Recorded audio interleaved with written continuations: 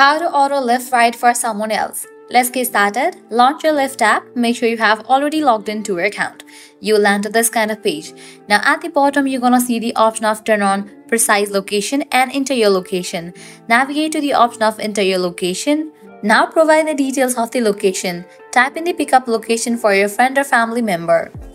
Next, type in the destination location for your friend or family.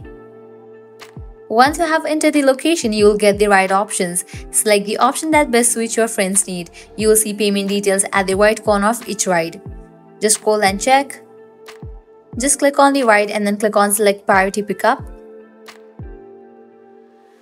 Now I can go ahead and click on confirm my request. Now I can go ahead and select your payment method. And once you complete this process, you will be good to go. And just like that, you have ordered a Lyft ride for someone else. Well, that's it. You can now easily order a Lyft ride for someone else. If you found this video helpful, don't forget to like, share and subscribe to our channel. Thanks for watching.